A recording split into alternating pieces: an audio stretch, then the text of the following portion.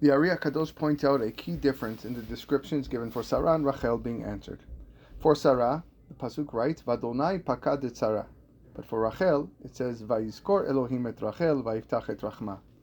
The first, with regards to Sarah, the verb uses pekida, which is din, judgment, and the latter, zechira, for Rachel, reflects rachamim, mercy.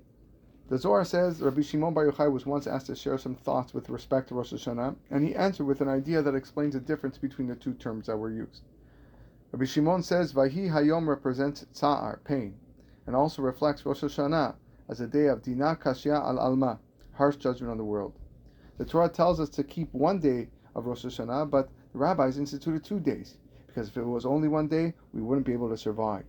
The entire world would be destroyed. This is the reason for 2 instances of Vahi Hayom used to learn the term that reflects Rosh Hashanah, because there are 2 courts. We have 2 days of Rosh Hashanah to represent the 2 Batei Dinim, the 2 courts joining to form one, the higher judgment, which is the harsh judgment, and the lower judgment, which is the softer one. Without the second element, we would simply not survive. Those are the words of the Zohar. In the Tfilot of Rosh Hashanah, there are numerous spots where this idea is found. Mi tzedak lefanecha badin. Who can stand before you in deen? You can't lie. You can't conceal anything before Hashem. Everything is seen and remembered.